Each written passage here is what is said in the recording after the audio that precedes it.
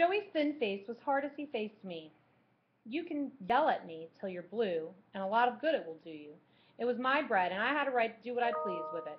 And I'm not mean enough to forget people that have been good to me, even if you are. Joey didn't know how sick I was. He didn't know. If he had only known, he would have handled me differently, but he didn't. He didn't know. I struck Joey. It was the first time in my life I'd ever struck him. When I was little, I had been jealous sometimes and resentful, but I'd never laid a hand on him roughly. During the months we'd been on the road, I had come to love him more than anyone else in the world. But as he stood before me, defiant and angry, I forgot the years of training and decent behavior that I had received when I was young. The fever, the feeling of desperation, the red rage, all these things got the better of me. In that blind minute, I struck a frail boy 5 years younger than I was, a boy who had once fed a hungry cat on a night that now seemed 100 years away, a boy who had given a half a loaf of bread to a woman and her hungry children. Joey fell, and I froze, in a kind of agony at what I had done. I stood there staring at him on the ground, still staring when he leaped back to his feet and faced me with blazing eyes. Joey was not at a loss for words. I've taken a lot from you, Josh, and this is the last. I'm through with you. I'm through right now and for as long as I live. I can take care of myself, and as far as I'm concerned, you can go to the devil. He grabbed his coat and the banjo.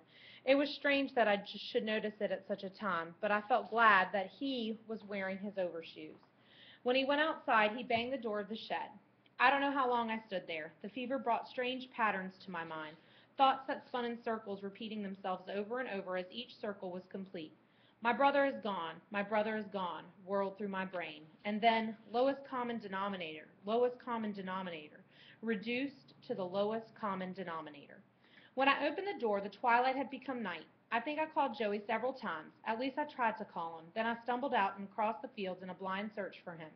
The half loaf of bread lay on the floor beside the oil drum we had used as a stove. I had no plan of search for Joey, no sense of direction. I just struck out blindly and kept going, except when a seizure of coughing threatened to tear my chest wide open. Whenever that happened, I'd lean against a tree or a fence until I was able to go on. Sometimes I'd think I saw a little figure that looked like Joey in the distance, and I'd run toward it, only to find it was some stationary object that suggested a boy's form in the darkness. He'll come back. He'll get over his mad spell and come back, I commenced to tell myself, after I'd searched for a long time. I decided I'd better go back to the shed, better be there when Joey got back. I'll apologize, I repeated over and over again. I'll make it right with Joey. I tried for a long time to find the shed again, but I was lost. There was only black night around me, and snow that had melted a little during the day, and was now a shallow river of slush with a thin layer of weather crust on the surface. My shoes were filled with water. Neither the cardboard soles that the old man had fitted for me, nor the heavy socks he'd given me were of any use in keeping out the snow and water. Panic hit me finally, when neither the shed nor Joey could be found. There wasn't a single lighted window in sight, not a doorway where I could find shelter. I coughed so hard that I finally lost my balance and fell. The effort to get up again was too much. I guess I'm not going to die, I thought, and stopped trying to do anything about it. I had heard that one's whole life passes before his eyes at such a time, but one segment of mine is all that I remember seeing. I seemed to go back to a time when I was a little boy, sick with croup or some childhood ailment. I was lying in Dad's lap with my head against his shoulder, and he was rocking me in the big leather chair that Mom kept in front of the stove in winter. His arms felt strong and comforting. He patted my back rhythmically as he rocked, and he sang to me an old Polish song of his own childhood. I could feel the vibration of his deep voice when I placed my hand against his chest. That was all there was to the memory. After that, the light in my brain was turned out. Voices came after a while, voices that sounded 1,000 miles away. I had a sensation of being moved, of wet shoes and socks being taken off, and of warmth enveloping me.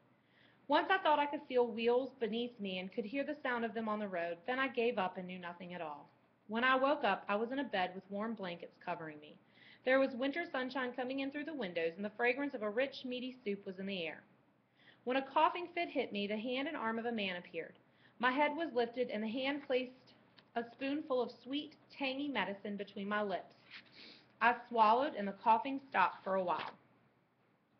Everything was silent, except for the crackle of fire in a big stove that took up one end of the room.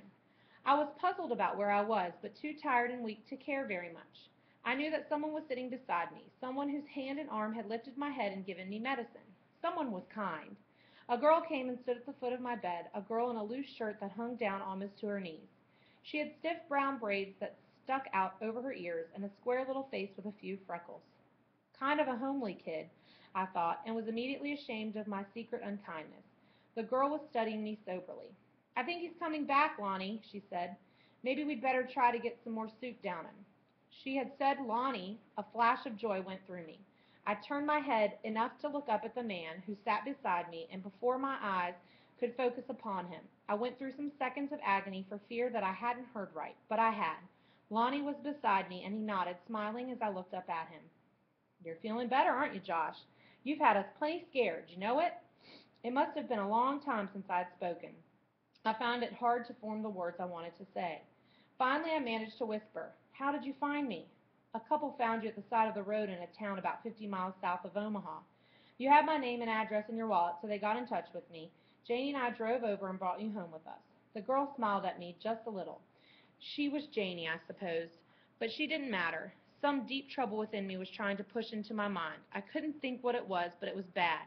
I looked from the girl back to Lonnie.